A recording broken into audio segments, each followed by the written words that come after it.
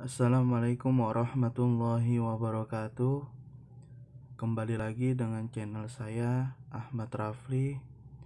Saya akan mengupload video kembali tentang materi audit sistem informasi dengan judul tugas kuliah online merangkum perencanaan audit sistem informasi mata kuliah audit sistem informasi dengan dosen pengampu Bapak Agung Priambodo, Eskom, Mkom, disusun oleh Ahmad Rafli dengan NIM 011 7055 03125 013, Fakultas Teknik, jurusan Sistem Informasi, Universitas Satya Negara Indonesia. Tujuan saya mengupload video kembali ini yaitu masih sama dengan kemarin, untuk memberikan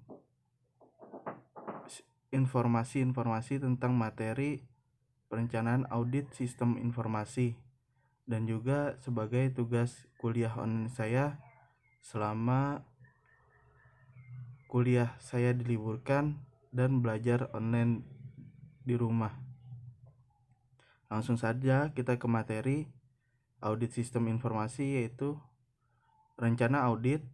Perencanaan audit dimaksudkan agar dapat meringankan kerja audit dari segi biaya, waktu, dan penganalisaan atas bukti-bukti atau informasi yang memadai dan cukup agar menjadi lebih tajam dan tepat guna untuk menyimpulkan tingkat keefektifan pengendalian sistem informasi penjualan. Di sini ada penentuan ruang lingkup. Ruang lingkup meliputi audit terhadap sistem informasi penjualan yang dimulai dari bagian marketing, penerimaan order, sampai pembuatan laporan penjualan. Sedangkan pengendalian terhadap prosedur dan pelaksanaan sistem informasi terjadi menjadi dua bagian, yaitu yang pertama pengendalian umum general atau kontrol, meliputi pengendalian manajemen keamanan dan pengendalian manajemen operasi. Yang kedua, pengendalian aplikasi atau application control, meliputi pengendalian boundary, pengendalian input, dan pengendalian output. Dan di sini ada tujuan pelaksanaan audit. Tujuan dari pelaksanaan audit adalah untuk mereview dan mengevaluasi keandalan pengendalian internal yang dilaksanakan terhadap sistem informasi yang berjalan dalam perusahaan, khususnya pada bagian penjualan. Sedangkan sasaran yang hendak dicapai dari audit sistem informasi penjualan, pengumpulan bukti-bukti yang berkaitan dengan audit untuk menentukan keandalan sistem, keefektifan prosedur dan kebijakannya, serta pelindungan terhadap aset perusahaan. Instrumen audit. Pengumpulan bukti diperoleh dari pihak yang terkait dengan materi audit seperti direktur, bagian operasional, bagian marketing, bagian accounting. Bukti dikumpulkan dengan menggunakan instrumen audit sebagai berikut. Yang pertama, observasi atau pengamatan. Dengan melakukan pengamatan secara langsung terhadap perusahaan dalam sistem informasi yang terkait dengan penjualan untuk mendapatkan gambaran umum tentang perusahaan tersebut. Yang kedua, wawancara. Melakukan tanya jawab dengan secara langsung dengan pihak terkait untuk mendapatkan gambaran secara rinci mengenai siklus penjualan yang ada, serta prosedur dan tata laksana sistem informasi penjualan yang dijalankan setiap hari. Selanjutnya, kuesioner. Dengan menyebarkan pertanyaan kuesioner pada karyawan yang berkaitan dengan sistem informasi penjualan, kuesioner disebarkan langsung secara terbuka.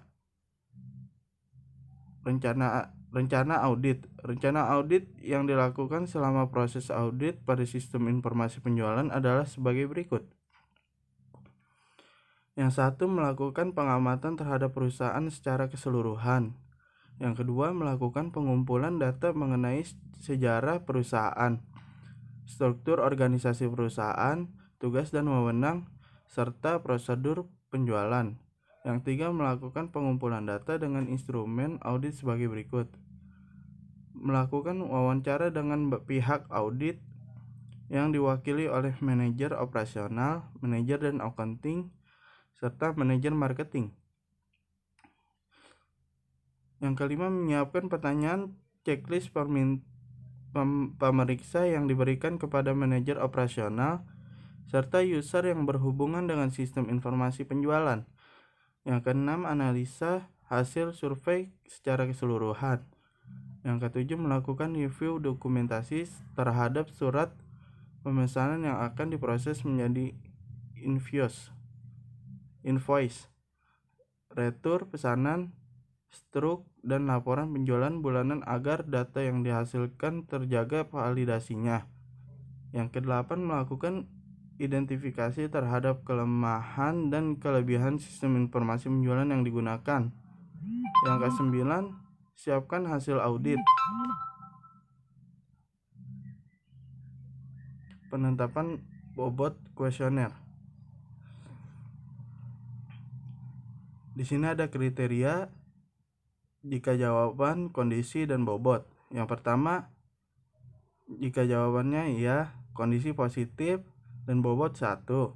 Yang kedua, jika jawabannya iya, kondisi negatif, bobot 2. Yang ketiga, jika jawaban tidak positif, kondisi positif, bobot 2. Dan yang keempat, jika jawaban tidak, kondisi negatif, dan bobot 3. Perhitungan tingkat risiko, nilai risiko atau jumlah pertanyaan. Penaksiran risiko potensial terhadap pengendalian. Hasil perhitungan tingkat keyakinan dan tingkat risiko untuk masing-masing elemen pengendalian dapat dilihat dengan rincian sebagai berikut. Di sini ada nilai pengendalian, tingkat risiko, dan dampaknya.